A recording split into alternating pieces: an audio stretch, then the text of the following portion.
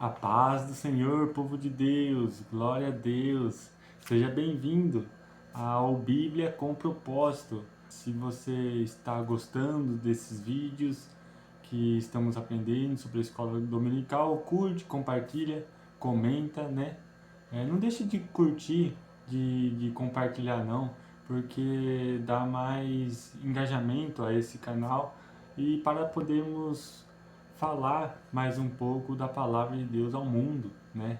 Você é um canal de bênção para outras pessoas também. E estamos aqui aprendendo sobre a palavra do Senhor, né? Quero entrar aqui então na lição de número 2 da nossa escola bíblica dominical. Nós já comentamos sobre a lição 1 e agora estamos na lição 2, que vai ser dada no dia 13 de julho de 2025. O título se diz assim: O Evangelho do Filho de Deus, a revelação da luz ao mundo. Texto áureo. No princípio era Verbo, e o Verbo estava com Deus, e o Verbo era Deus. João, capítulo 1, versículo 1. Verdade aplicada. O Evangelho de João revela que o Verbo divino que se fez carne habitou entre nós e é o Cristo prometido, o Filho de Deus, o enviado para nos salvar. Este veio para testemunho, para que testificasse da luz, para que todos crescem por ele. Não era ele a luz, mas veio para que testificasse da luz. Ali estava a luz verdadeira, que alumia a todo homem que vem ao mundo.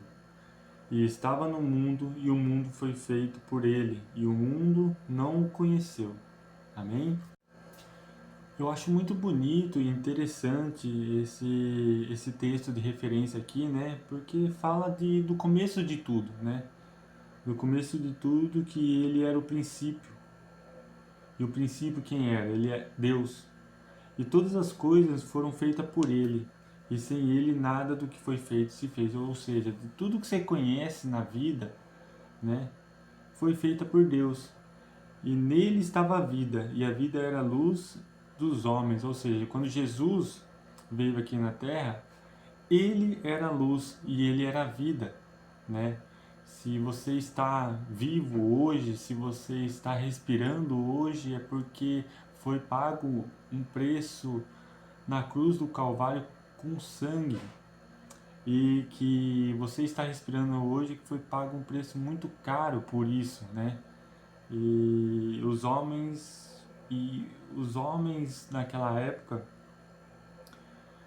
imagino que foi muito difícil de entender que Jesus era o Filho de Deus, o enviado, né? Aí no versículo 6, houve um homem enviado de Deus, cujo nome era João, né? Este veio para testemunho, para que testificasse da luz, para que todos cresçam por ele. Ou seja, João foi enviado por Deus, realmente, para que continuasse, né, o que Deus tinha começado. E ele ficou ali por um tempo ao lado de Jesus, aprendendo como Jesus era, né? E não era ele a luz, mas veio para que testificasse da luz. Ou seja, ele dá ênfase também que João não era a luz, né? Mesmo que depois da morte de Jesus Cristo, ele foi humildemente em reconhecer quem realmente era a luz do mundo, que era Jesus. E no versículo 9 aqui, fala assim: ali estava a luz verdadeira, né? Jesus Cristo, que alumia a todo homem que vem ao mundo, né? Ou seja, quem estava ali ao redor dele, ele era luz para aquelas pessoas que escutavam a palavra de Jesus, né? No versículo 10 ele termina que estava no mundo, e o mundo foi feito por ele, e o mundo não o conheceu. Ou seja, infelizmente, naquela época, ele veio ao mundo e muitas pessoas não reconheceram que ele era, né? Como pode um filho de Deus servir outras pessoas, né? Porque quando a gente conhece o mais alto patamar das nossas vidas, essa pessoa está sempre sendo idolatrada, né? Mas Jesus não, Jesus veio humildemente ao nosso redor para falar de Deus através dele, né? De Jesus, e, e estava ali no meio do povo simples, né? Um povo que carecia de entendimento, né? Ele ali veio explicar para o povo e o povo não o conheceu, né? Vamos aqui agora, hinos sugeridos, número 88, 111 e 139. Esse hino aqui, número de 88, é bonito, hein? Revela-nos, Senhor, Jesus, meu Salvador, as maravilhas mil do teu divino amor, e com veraz louvor, fervente gratidão, revela-te, Jesus, Senhor, o nosso coração. Oh, glória! Introdução aqui. O Evangelho de João se destaca dos demais por se aprofundar em temas teológicos, pois enfatiza a divindade de Cristo nos registros dos milagres e ensinos mais do que os outros evangelhos. Veremos um pouco do contexto histórico religioso do tempo em que o Evangelho de João foi escrito, além do propósito que o apóstolo apresentou. Então a gente vai conhecer um pouco do contexto histórico, né, de João quando foi escrito, né? Os objetivos aqui, fala reconhecer o histórico, ressaltar adversidades que os cristãos enfrentavam nos dias de João, né? Ou seja, esses objetivos aqui, eles tiveram bastante adversidades que Jesus no meio passou ali, que multidões não acreditavam que ele estava falando, e outras pessoas também, depois da morte de Jesus, ficou a missão para os discípulos, né, falar sobre Jesus, e que eles se enfrentavam também adversidades ali para proclamar o Evangelho de Cristo. Então vamos ver aqui o contexto histórico, né? É bom a gente conhecer o contexto histórico. Tópico 1 aqui, o contexto histórico. O Evangelho de João foi provavelmente escrito entre anos 90 e 100 depois de Cristo, em um contexto histórico marca pela crescente separação entre os cristãos e os judeus. O apóstolo João teria escrito para fortalecer a fé dos cristãos diante das dificuldades e dos muitos debates com autoridades das sinagogas. 1.1 aqui, né? Autoria material do Evangelho.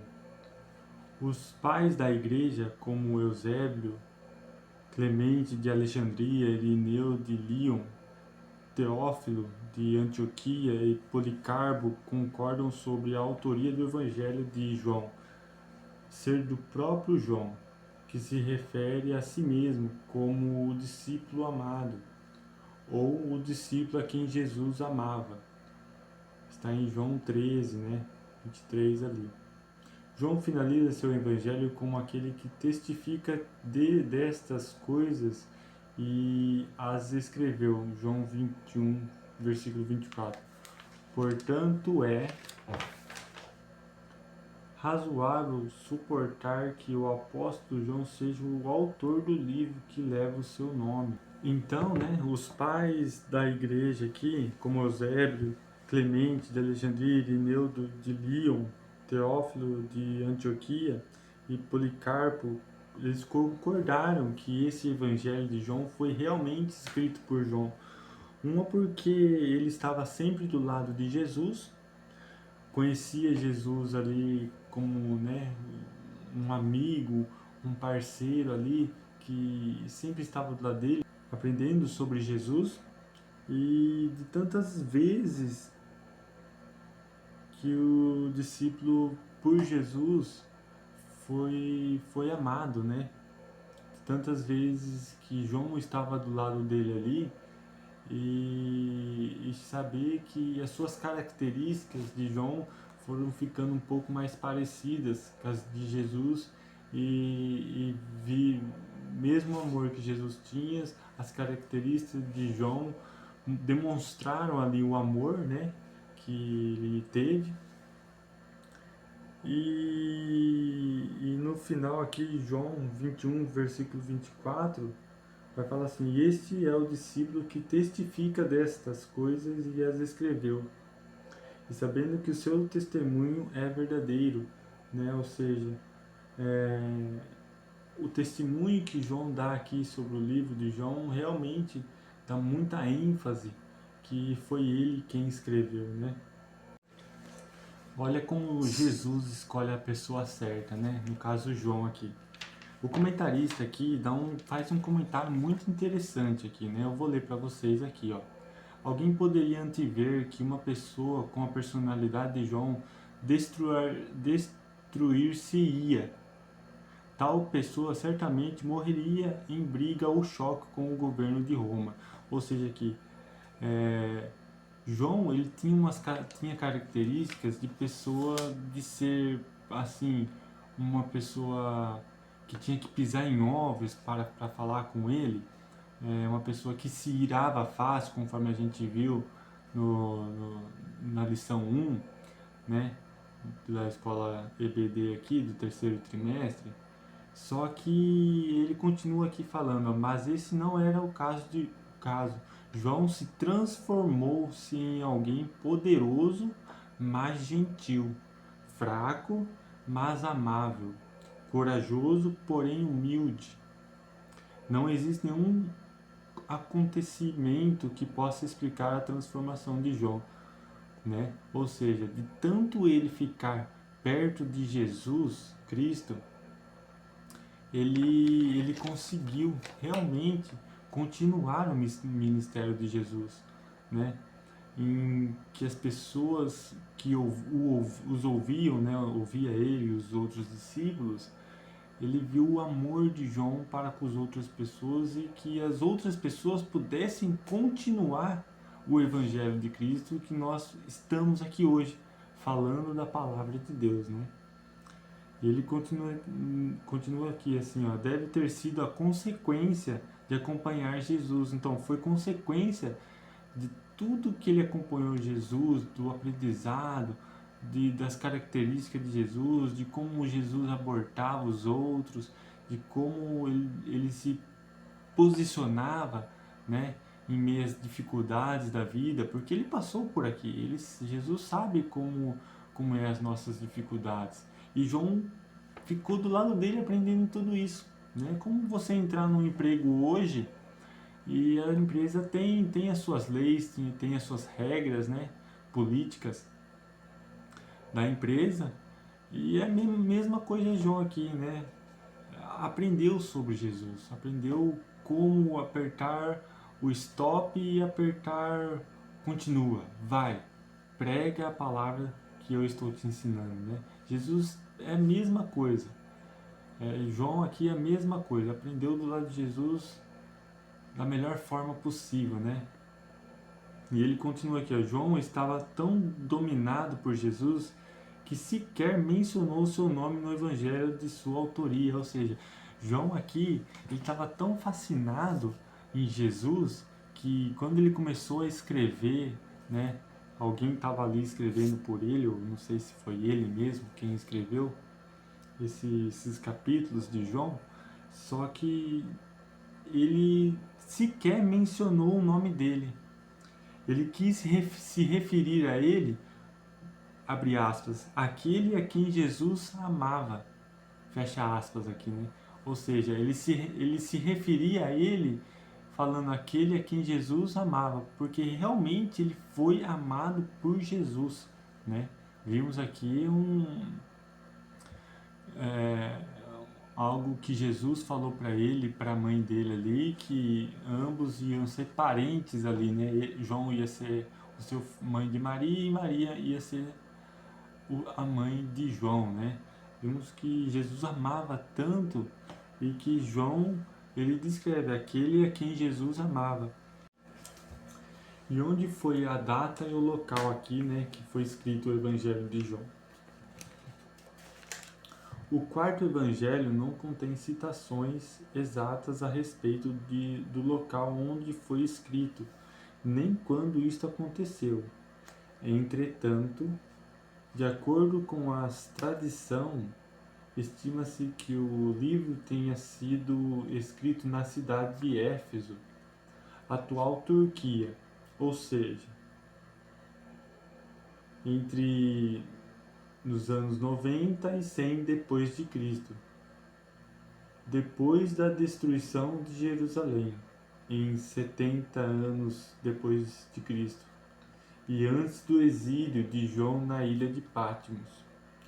Observa o pastor Hernandes Dias Lopes que, abre aspas, é consenso entre os estudiosos conservadores estribados nas evidências históricas que João escreveu esse evangelho na cidade de Éfeso, capital da Ásia Menor, onde morou por longos anos, pastoreou a maior igreja gentílica da época, liderou as igrejas da região e morreu já em avançada velhice, nos dias do imperador Trajano. Então, meus irmãos, vimos aqui que não tem citações exatas a respeito de data e local, né, que foi escrito o Evangelho de João. Só que estudiosos, né, teólogos, né, conforme o pastor Hernandes disse aqui, eles trazem algumas evidências históricas, né, por João morar bastante tempo. Aqui vai falar, ó, João morou bastante tempo em Éfeso, né, capital da Ásia Menor, e que ali ele ficou bastante tempo, uma idade já avançada, né, uma velhice, tendo uma velhice. E eles dão a entender aqui por esses estudiosos, né, que foi comentado aqui pelo Hernandes Dias Lopes, que foi em Éfeso, onde é a atual Turquia, e por volta dos anos 90 e 100 anos depois de Cristo aí, né? O comentarista aqui fala o seguinte, ó. Calcula-se que o Evangelho de João tenha sido escrito no fim do primeiro século da era cristã, por volta do ano 90 depois de Cristo, quando morava na cidade de Éfeso. Neste momento, além das perseguições, existiam muitas heresias sendo disseminadas mormente sobre a vida de Cristo. João deixa claro sua intenção na parte final de seu evangelho, ao dizer que os milagres e relatos de Jesus Cristo tinham a intenção de relembrar aos cristãos da fé. O estilo literário de João é de fácil entendimento, visto ter sido escrito num ambiente gentílico, pois seus relatos das festas e dos costumes de cunho judaico são explicados de maneira minuciosa. 1.3 aqui, né? Os destinatários, né? Vamos ver quem que é os destinatários de ouvir o Evangelho de João aqui. O Evangelho de João foi endereçado tanto aos judeus quanto aos gentios, embora eles vivessem em um ambiente cercado pelo gnosticismo judaico. O desejo de João era apresentar Jesus como o Cristo, o Filho de Deus, né? Está em João 3, versículo 16 até o 18. Assim, quem cresce teria vida em seu nome, né? Aqui, agnosticismo, naquela época tinha esse negócio de agnosticismo, que João estava pregando a palavra de Deus para pessoas que acreditavam em Jesus Cristo, né, que morreu e que foi visto depois de 3 dias, e para aquelas pessoas que tinha que ver para crer, né? Então tinha esses dois tipos de pessoas ali na época. E o que ele queria ressaltar aqui, o comentarista fala que João escreveu para convencer seus leitores acerca da verdadeira identidade de Jesus Cristo, né? De acordo com os propósitos evangélicos e apologéticos de João, a mensagem geral do Evangelho é encontrada em João capítulo 20, versículo 31. Jesus é o Cristo e o verdadeiro Filho de Deus, né? Porque Jesus foi morto na cruz do Calvário e João ficou com uma missão também difícil de evangelizar, porque havia dois tipos de pessoas ali. Pessoas que estavam crentes que Jesus realmente era o Filho de Deus enviado, e pessoas que não acreditavam que Jesus era o Filho de Deus o enviado. Só que ele escreveu, ele veio com essas escritas para demonstrar para nós hoje que realmente era o Filho de Deus. O livro de João enfatizar em você acreditar em Jesus Cristo, né? Ou seja, se algum ateu ler o Evangelho, ler a palavra do Senhor, essa pessoa só vai acreditar quando você trazer alguma coisa mostrando para ele, ó, não, realmente está aqui, ó, Jesus, essa é a cruz do Calvário, essa aqui é, é, é, é os pregos usados nas mãos de Jesus, mostrar materiais, né? Então, naquela época também tinha esses tipos de pessoas que eram os dois lados, né? E João pregou, enfatizou aquelas pessoas também em quem tinham fé em Jesus, né? Quem já acreditavam em Jesus. E ele enfatiza mais aqui da vinda do Senhor, né? E Jesus, continuando o comentarista que fala, Jesus é o Cristo, o Filho de Deus. Portanto, o livro foca na pessoa e na obra de Cristo, né? Então ele foca em Jesus Cristo.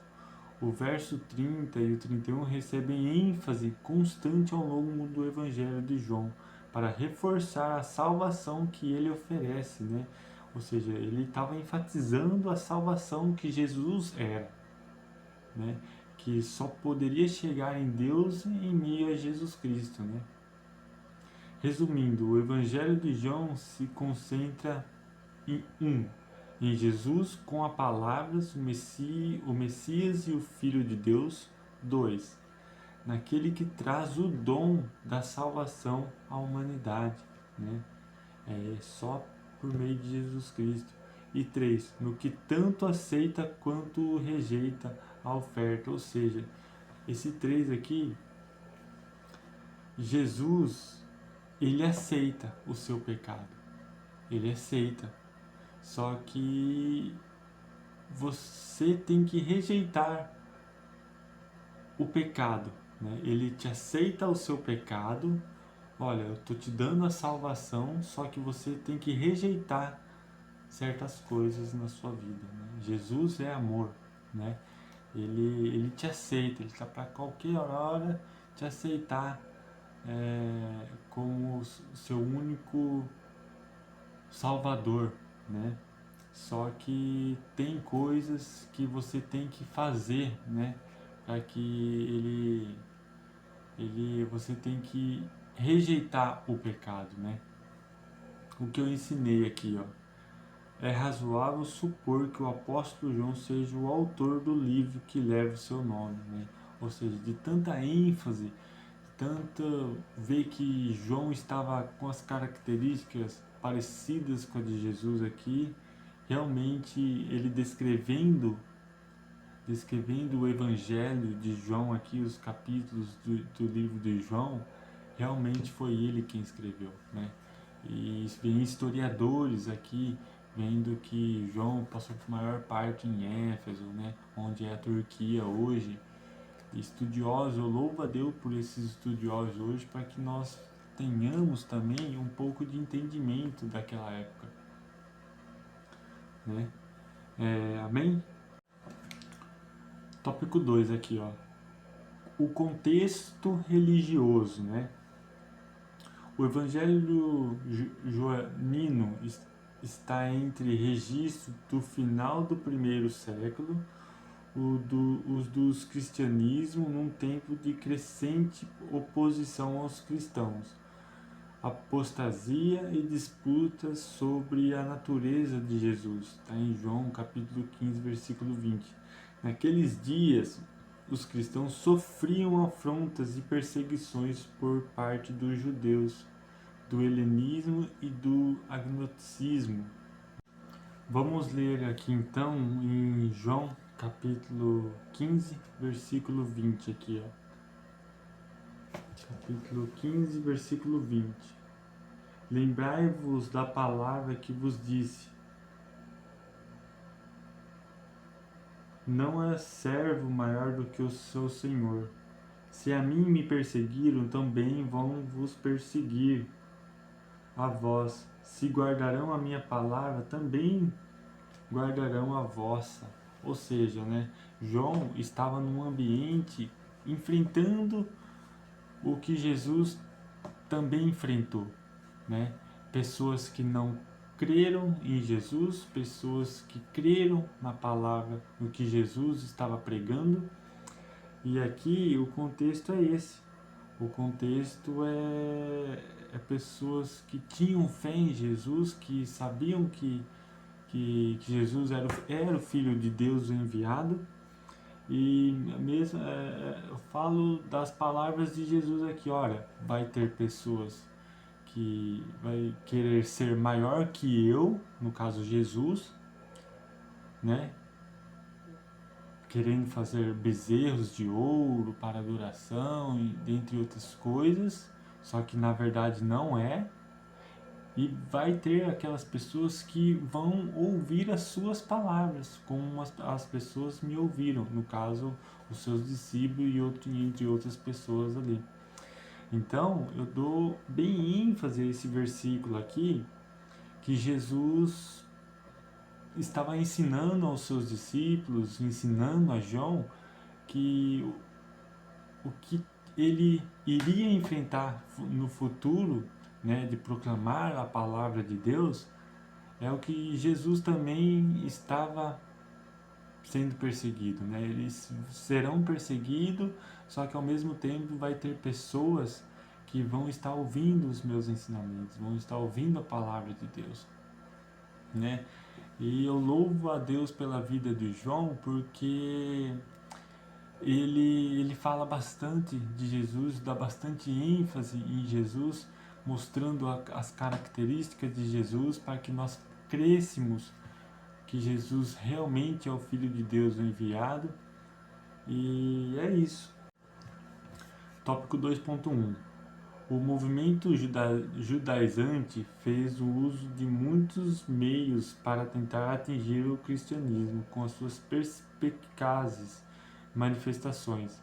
Os evangelhos nos mostram constante críticas da liderança religiosa judaica contra os discursos de Jesus e alguns comportamentos dos que o seguiam ou foram beneficiados por suas ações. Está em João capítulo 5, versículo 10 e 8 e 7. Ao dizer, eu sou o caminho, a verdade e a vida, ninguém vem ao Pai senão por mim, está em João capítulo 14, versículo 6, Jesus recusou o ensinamento judaico de que nenhum homem pode ser intermediário entre o Criador e os seres humanos. Os judaizantes condicionavam a salvação à observância da lei mosaica. Está em Atos capítulo 15, verso 1 ao 5. Para eles manter-se fiel à identidade judaica era mais importante do que professar a fé em Jesus Cristo. Deixa eu explicar um pouco então desse tópico 2.1 aqui, né? O judaísmo ele deu bastante ênfase nas leis mosaicas aqui, né? E quando Jesus diz eu sou o caminho, a verdade e a vida, ninguém vem ao Pai senão por mim, esse povo que criam nas leis mosaicas que não teria nenhum homem intermediário que iria a Deus, né? E Jesus fala Eu sou o caminho, a verdade e a vida. Ninguém vem ao Pai senão por mim, né? Então, tinham aquelas pessoas que estavam presas nas leis de antigamente, né? Porque não era para ver homem nenhum que viria ser intermédio por Jesus Cristo. Então, enquanto Jesus Cristo pregava de um lado que era ele o único e legítimo Salvador, né? Que quem tem fé, quem cria nele, seria salvo, né? E tinha um outro lado de oposição ali, que estavam perseguindo os cristãos naquela época, que guardavam as leis mosaicas e entre outras pessoas que criam em outros deuses ali, né? O comentarista aqui fala: durante o tempo do mistério de Cristo, o povo judeu estava chegando no limite. Há amplas evidências de que a maioria da terra e do comércio estava nas mãos de uma parcela relativa pequena da população, que normalmente usava a sua posição com pouca humanidade. Está em Tiago 2. Os judeus tiveram que escolher entre a jovem igreja com sua mensagem de um Messias crucificado e ressuscitado, e os fariseus com o seu culto de lei, né? Então ele aqui, ó, eles teriam que viver que Jesus, o Messias, foi realmente crucificado e ressuscitado, né?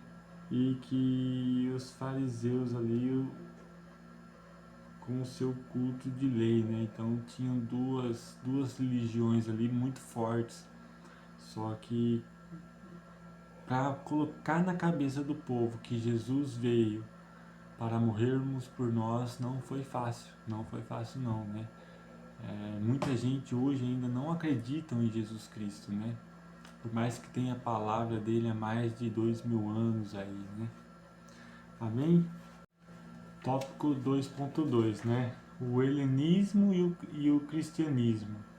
Posteriormente à morte do Filho de Deus, surgiram diferentes ideias sobre sua real missão, o que gerou divisões entre alguns grupos que entendiam a mensagem do Evangelho de modo distinto. Então, havia alguns grupos que entendiam, né, o Evangelho de Cristo. E o helenismo foi considerado uma religião pagã, né, que se opunha ao cristianismo, ou seja, havia gentes que não creram em Jesus Cristo ali naquela época. Esse grupo possuía uma inquietação filosófica quanto ao sentido da vida e a fidelidade do indivíduo em um mundo incerto. As escrituras nos alertam contra todas as filosofias. Abre aspas, tende cuidado para que ninguém vos faça presa sua, por meio de filosofias e vãs sutilezas, segundo as tradições dos homens, segundo os rudimentos do mundo, e não segundo Cristo. Está em Colossenses capítulo 2, 8, né? Então aqui ele vai falar, o comentarista aqui, ó, tem sido discutido que os gregos eram um grupo religioso no judaísmo, contrários ao templo e seus cultos sacrificiais, e que era assim chamado por seu adversário. O termo grego aparece apenas na primeira metade de Atos, refletindo as tradições palestinas. Ou seja, naquela época tinham tradições ali que era pagã, né? Que era o helenismo. E dava controvérsias, dava o que falar. Assim, como pode um ser enviado por Deus, um homem enviado por Deus, que ele iria ressuscitar, né? Houve muita gente que não creram nisso, né? Naquela época, e ainda tem gente hoje que não crê em Jesus Cristo, né? Que ele veio para nos salvar, ele veio para ensinar a tua palavra, que é por ele que ele é o intermédio de Jesus, de Deus, né? Do Pai. 2.3 O agnosticismo e o cristianismo, né? A igreja primitiva teve que lidar com uma doutrina danosa à fé cristã. O agnosticismo, além da contínua oposição religiosa judaica, a igreja ainda nos tempos apostólicos já enfrentava algumas heresias, em especial agnosticismo, que afirmava que a matéria era má e o espírito bom. Segundo essa crença, o Filho de Deus, por ser bom, não poderia residir um corpo físico mau. Isso levou João a combater os agnósticos com impeto, está em 1 João 2, né, e capítulo 4 também. Então, para explicar esse tópico 2.3 aqui, o agnosticismo e o cristianismo, né, é o seguinte: havia pessoas naquela época em que criam em Jesus por ser um homem bom, por ser um homem filho de Deus. Ele tinha que ser aparente no ponto de ser rei, né? Assim, como pode um homem parece ser tão simples, né? Que viviam das obras dos outros, de doações, né? Que viviam de doações e, e ser o filho de Deus. Era essa a disputa de João aqui, um pouco mais fácil de entender aqui, né? Porque tinham aquelas pessoas que assim, é o filho de Deus mesmo, parece que não tem dinheiro, não tem bens, né? Era mais ou menos isso que o povo daquela época estava dizendo, né? Que E o comentarista fala que neste momento, além das perseguições, existiam muitas heresias sendo disseminadas mormente sobre a vida de Cristo. João deixa bem claro sua intenção não na parte final do Evangelho, ao dizer que os milagres e relatos de Jesus Cristo tinham a intenção de relembrar aos cristãos os fundamentos cristocêntricos da fé. Ou seja, Jesus veio aqui para mostrar para você em ter fé nele. Né? Ele não queria mostrar que ele tinha poder, ele não queria mostrar que ele tinha condições. Não. A intenção dele vir aqui nessa terra, por ele ser filho de Deus, é ser humilde, é ter amor no coração, é ajudar o próximo, né? E ter fé nele, né? Mesmo que você não viu ou, né, vivendo um pouco do ambiente daquela época, existia um grupo de pessoas que ouviu falar do milagre dele, só que não viu, né? Eles não viram. Então, existia um grupo que tinham fé no que Jesus estava fazendo, e tinha um grupo que não estava crentes de acreditar nisso, né? O que eu ensinei aqui, a igreja primitiva teve que lidar com uma doutrina danosa à fé cristã, o agnosticismo, né? Então, a gente vive hoje na palavra de Deus, a gente consegue entender, consegue acreditar, né, nos milagres de Jesus, porque temos a palavra de Deus, temos os seus discípulos que escreveram, né, a Bíblia. E naquela época não existia, existiam as leis mosaicas, existiam aquelas pessoas lá que andavam nas leis mosaicas. E Jesus veio num tempo em que não era isso que Deus queria, né? Não era viver nas leis mosaicas, era viver conforme Jesus Cristo nos ensina a ter fé nele, é acreditar na sua vinda. E ele viveu naquele ambiente que não tinha nada disso, né? Não tinha a palavra de Deus para nos ensinar. Hoje eu penso hoje que é mais fácil viver na nossa época e acreditarmos em Jesus, porque temos de várias maneiras de acreditarmos em Deus, como evidências, temos evidências que nos mostram hoje da vinda de Jesus. Aquela época só estava começando o ministério de Jesus, né? Então, as pessoas daquela época, praticamente, o que é fé? É acreditar em algo que a gente não pode ver? É isso a fé? Né? E só que eles não tinham, né? Tudo isso que a gente tem, tudo esse recurso que a gente tem hoje, né?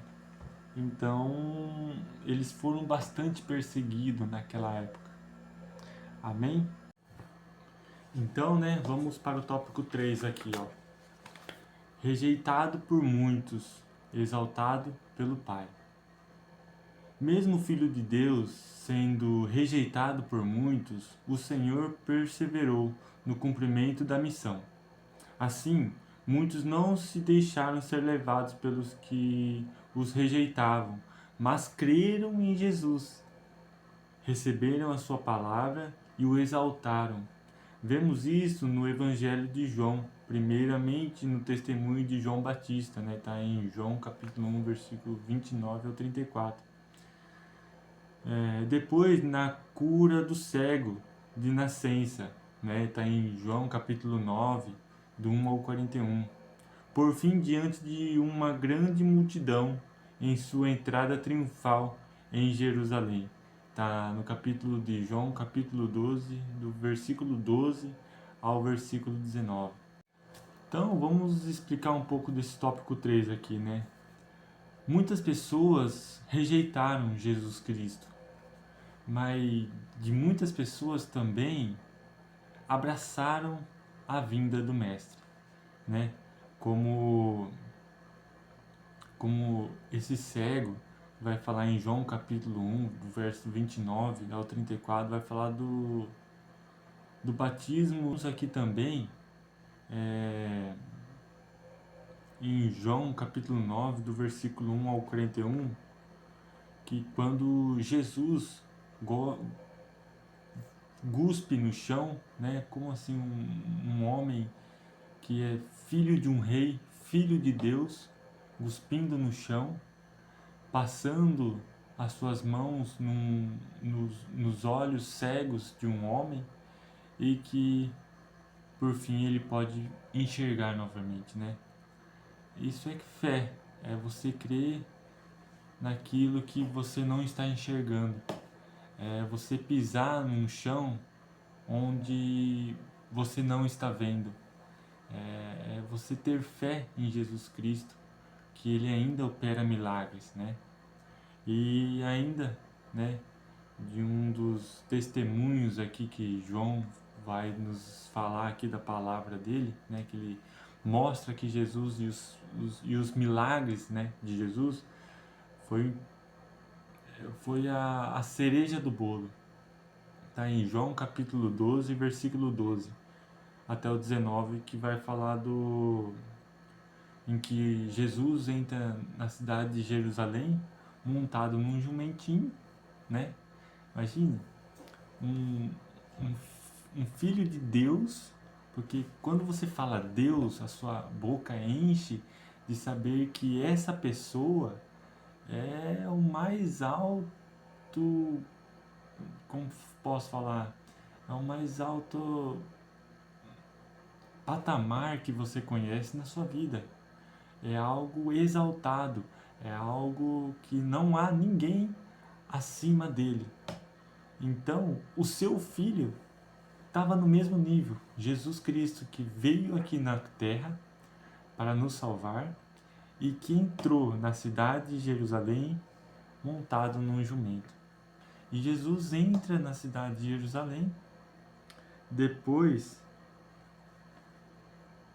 montado num jumentinho, depois de que o povo soube que Lázaro tinha saído para fora do túmulo e que ficaram sabendo que quem tirou Lázaro morto do túmulo foi Jesus.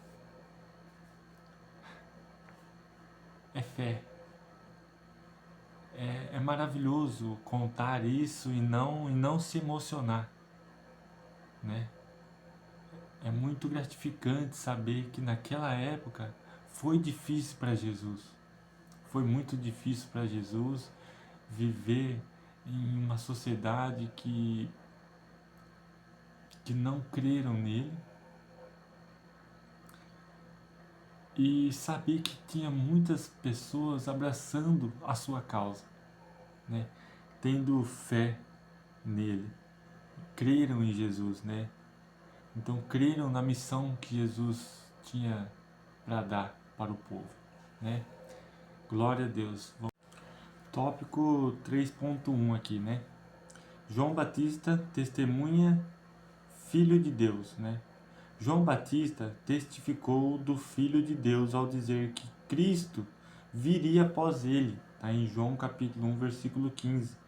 Essa certeza de João Batista fez com que, ao ver Jesus caminhando em sua direção, ele o reconhece dizendo: Eis aí o Cordeiro de Deus que tira o pecado do mundo. Está em João capítulo 1, versículo 29.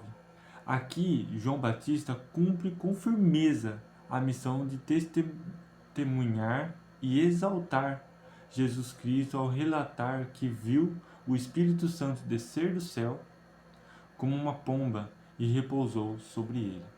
Está em João capítulo 1, versículo 32, 3.1 aqui. João ele começa dizendo aqui que testificou o Filho de Deus ao dizer que Cristo viria após ele. Está em João capítulo 1, versículo 15. Então, o versículo 15 aqui diz assim, ó, João disse o seguinte a respeito de Jesus: Esse é aquele de quem eu disse, ele vem depois de mim, mas é mais importante do que eu, pois antes de eu nascer, ele já existia.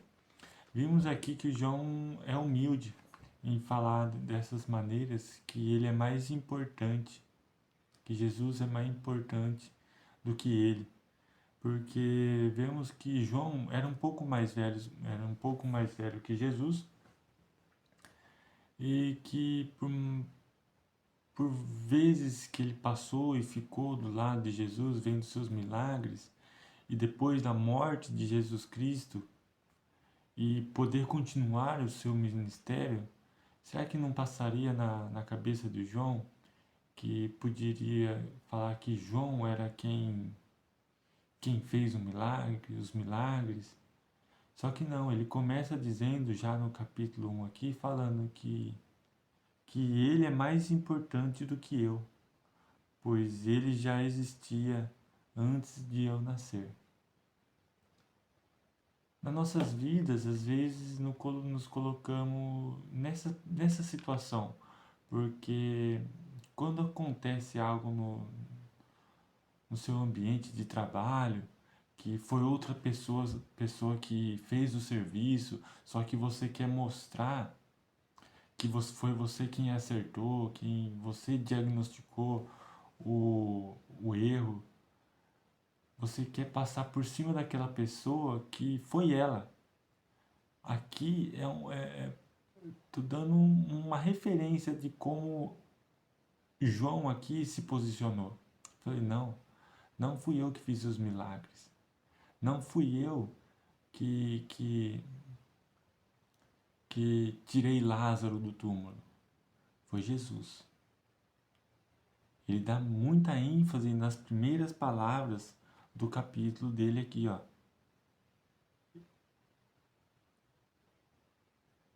Ele é mais importante do que eu, pois antes de eu nascer, né, antes de Jesus, de João nascer, ele já existia. Por mais engraçado que seja que João é um pouco mais velho que Jesus de idade, só que Jesus já existia. Ele só era um verbo, e o verbo se fez carne, né? Muito bonita essa passagem que João começa dizendo nos primeiros capítulos aqui. E ele dá bastante ênfase, né, que está lá em João, versículo 1, 29, que fala: Eis aí o Cordeiro de Deus que tira o pecado do mundo. Ele poderia continuar falando: não foi Jesus, era eu. Mas ele fala: Eis aí o Cordeiro de Deus que tira o pecado do mundo, né? Não era ele. Aqui João ele cumpre com firmeza a missão de testemunhar, né, a vinda de Jesus e exaltá-lo. E ele termina aqui em João capítulo 1, verso 32, que ele pôde testemunhar quando Jesus é batizado nas águas por ele, que o Espírito Santo desce do céu, né? Vamos ver o versículo 32 aqui, ó, João capítulo 1, versículo 32. João continuou: Eu vi o Espírito Santo descer do céu como uma pomba e parar sobre ele.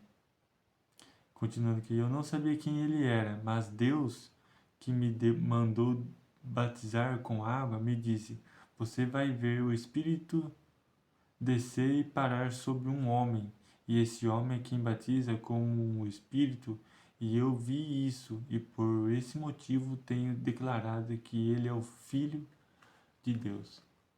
João pôde testemunhar que ele era o Filho de Deus. Era ele quem iria tirar o pecado do mundo, né? Foi de muito caráter de João parar a sua vida depois da morte de Jesus Cristo e continuar a missão com os discípulos, de testemunhar a vinda de Jesus e para eu e você estar aqui diante de uma palavra tão rica que foi a vida de João, de uma outra perspectiva, vendo Jesus ali, né? Tópico 3.2, né? A luz que ilumina os rejeitados.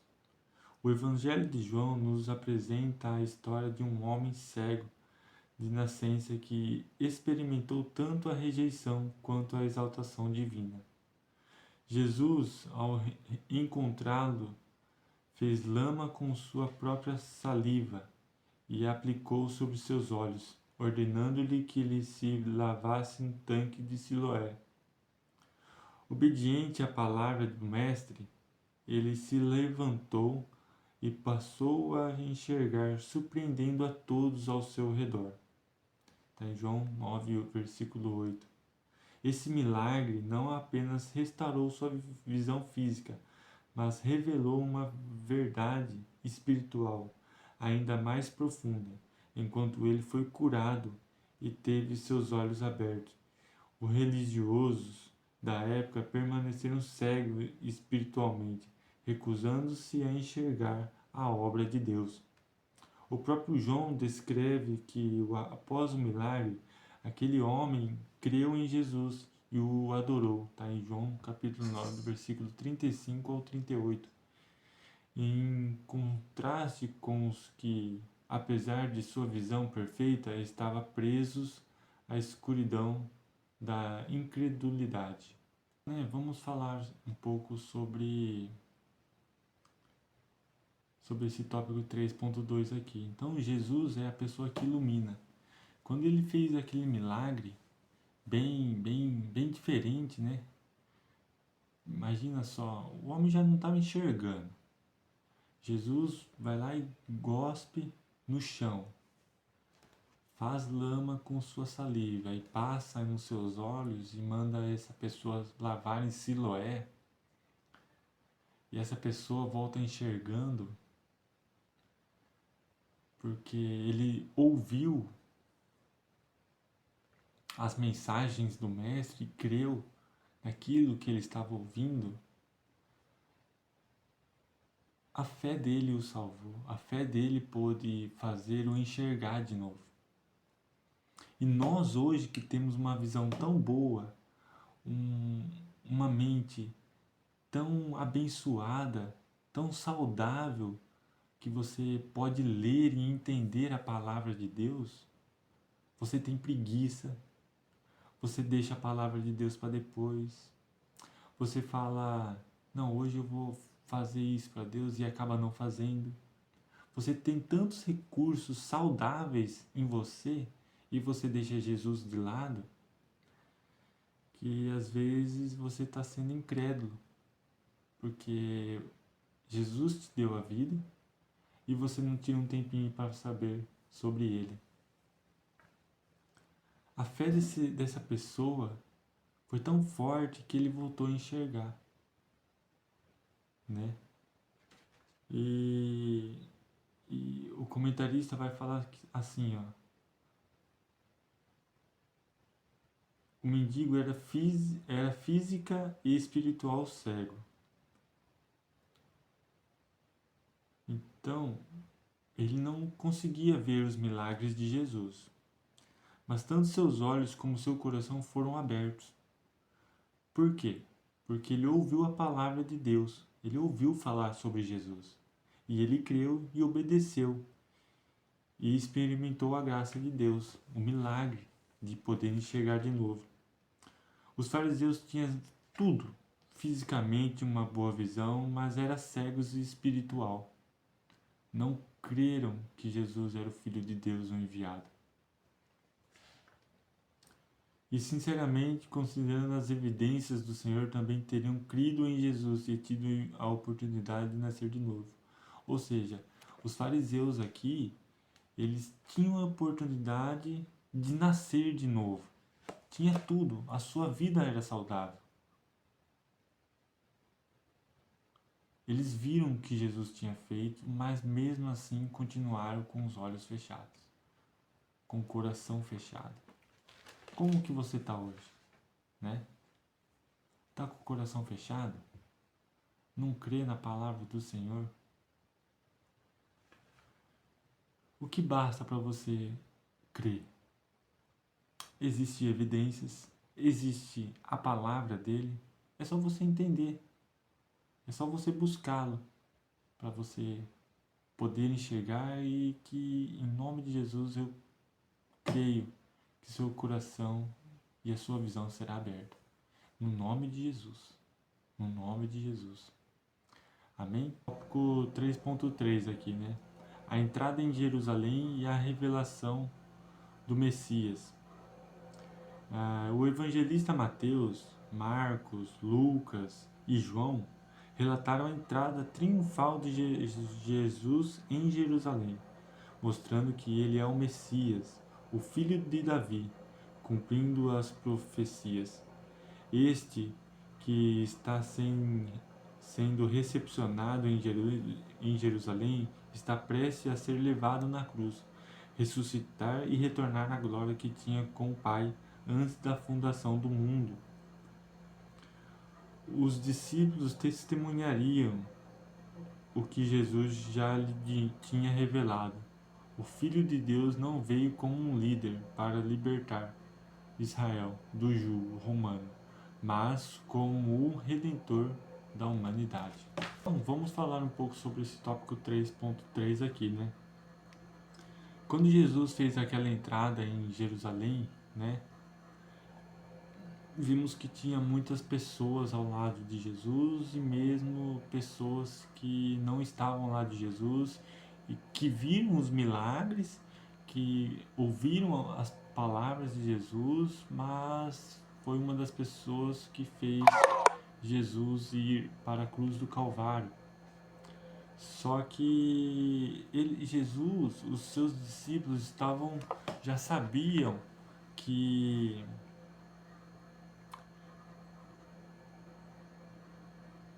queria testemunhar isso, né? Os discípulos testemunhariam que Jesus já tinha revelado. O Filho de Deus não veio para, no fim aqui, ó, desse top 3.3, o Filho de Deus não veio como um líder para libertar Israel do jugo romano, né? Mas como redentor da humanidade, ou seja, é Ele quem é o caminho, Ele quem está do seu lado. Basta você acreditar em Jesus Cristo, basta você amar, basta você buscar, basta você entender sobre um pouco da vida de Jesus Cristo, né? o comentarista aqui fala assim, ó, eles acreditavam que aquele que viesse em nome do Senhor fosse o rei de Israel. Está em Salmos. Portanto, os judeus pensavam que estavam saudando a chegada do rei, mas aquelas pessoas que estavam louvando a Deus por lhe ter dado um rei tinham uma ideia equivocada a respeito de Jesus. Elas tinham a certeza de que ele seria um líder nacional. Como assim um líder? Que iria restaurar a nação deles e a sua glória anterior. Desse modo, estavam surdos em relação às palavras de seus profetas e cegos em relação à verdadeira missão de Jesus. Ou seja, essas pessoas que não acreditaram estavam cegos e surdos. Não era por mais uma pessoa ser levantada a rei. Ele já era o Filho de Deus. Ele já era Rei dos Reis. Amém, meus irmãos? O que eu ensinei aqui, ó, João Batista testemunhou sobre o Filho de Deus, declarando que Cristo viria depois dele.